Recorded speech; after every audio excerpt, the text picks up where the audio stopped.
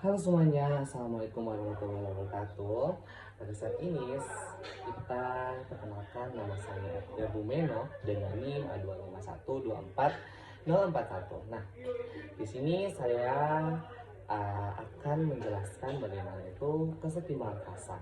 Nah, sebelum kita masuk pada kesetimbangan fasa, mari kita mengenal terlebih dahulu apa itu kesetimbangan fasa. Nah, untuk definisi inti dari kesetimbangan fasa ini itu adalah kondisi di mana dua atau lebih fasa yaitu padat, cair, dan gas hadir bersama dalam sistem tertutup tanpa perubahan komposisi makroskopik yang teramati. Yang kedua itu kesetimbangan dinamis, di mana meskipun tampak stabil, terjadi pertukaran molekul secara dinamis antara fasa. Contoh paling klasik adalah air dalam wadah tertutup yang memiliki fasa cair dan uap yang terus bereaksi. Nah, selanjutnya kita masuk pada aturan fasa GIBBS, di mana aturan ini adalah fondasi untuk memahami sistem kesetimbangan fasa.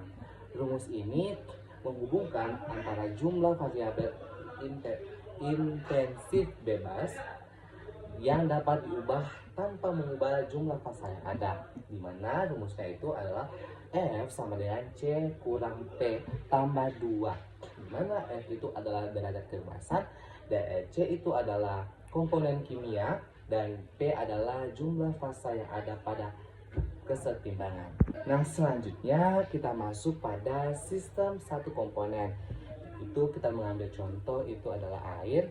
Yang pertama itu di dalam air kita ada terbagi menjadi tiga, di mana diantaranya ada diagram fasa air, ada titik triple, dan yang terakhir ada derajat kebebasan. Nah, diagram fasa air ini adalah contoh sempurna sistem satu komponen yang menunjukkan daerah di mana air eksis sebagai padat, cair, atau gas. Yang kedua ada titik triple. Titik A atau titik triple adalah kondisi unik di mana ketiga fasa yaitu es air, cair, dan uap air berada dalam kesetimbangan. Ini terjadi pada 0,0098 derajat Celcius dan tekanan 4,58 mmHg. Dan yang ketiga ada derajat kebebasan. Nah, pada titik triple F sama dengan 0, artinya tidak ada variabel intensif yang dapat diubah untuk kesetimbangan dua fasa F sama dengan 1 dan untuk satu fasa F sama dengan 2. Nah, selanjutnya kita masuk pada sistem dua komponen dan kesetimbangan terkondensasi. Nah, ketika kita beralih di sistem kedua dua komponen, kompleksitasnya meningkat. Dalam kesetimbangan terkondensasi, fasa gas diabaikan karena tekanan yang tidak terlalu tinggi, sehingga hanya mempertimbangkan fasa padat dan cair. Contoh klasiknya itu seperti sistem fenol air atau nikotil air. Ini menunjukkan bagaimana dua cairan dapat bercampur sempurna atau hanya sebagian tergantung pada suhu. Yang selanjutnya ada derajat kebebasan maksimum, di mana untuk sistem dua komponen ini F sama dengan C kurang P tambah 1 itu dikurangi 1 karena tekanan dianggap konstan, sehingga derajat kebebasan maksimum menjadi 3 jika hanya ada satu fasa. Dan yang terakhir ada diagram fasa biner. Nah, di mana diagram fasa dua komponen ini menampilkan kurva batas fasa dan daerah campuran yang seringkali menunjukkan kelarutan parsial atau pembentukan larutan padat. Oke, selanjutnya kita masuk pada diagram fasa, di mana visualisasi kesetimbangan. Nah, diagram fasa ini ada beberapa macam dan sini saya akan ambil 3 diagram fasa. Yang pertama itu dilihat dari peta kondisinya. Nah, diagram fasa adalah grafik yang memvisualisasikan kondisi suhu dan tekanan di mana fasa-fasa yang berbeda dapat eksis bersama secara stabil. Yang kedua adalah garis batas fasa, di mana garis pada diagram menunjukkan kondisi di mana dua fasa berada dalam kesetimbangan, seperti garis padat cair, cair uap, dan padat uap. Dan yang ketiga adalah titik triple kritis, di mana titik di mana tiga garis batas fasa bertemu disebut titik triple. Sebuah momen kunci di mana tiga fasa berada dalam kesetimbangan simultan. Nah, selanjutnya kita masuk pada prinsip Le Chatelier dalam kesetimbangan fasa. Nah, di mana jika suatu sistem kesetimbangan dinamis diganggu oleh perubahan kondisi, posisi kesetimbangan akan bergeser untuk meminimalkan efek perubahan tersebut.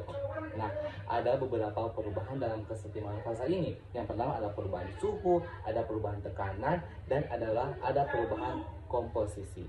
Nah, selanjutnya kita masuk pada contoh aplikasi kesetimbangan fasa. Dan kami sini mengambil ada beberapa bidang. Yang pertama di bidang industri.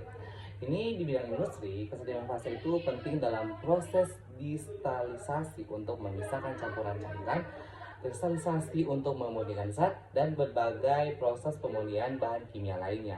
Yang kedua di alam. Nah, kalau di alam ini kesetimbangan fasa itu terlihat pada pembentukan es di danau, proses penguapan air laut yang membentuk awan, serta siklus air global yang kompleks. Dan yang ketiga di bidang teknologi, di mana krusial dalam pengembangan material baru dengan sifat yang diinginkan perancangan, proses kimia yang efisien, dan teknologi pemisahan canggih. Selanjutnya kita masuk pada kesimpulan.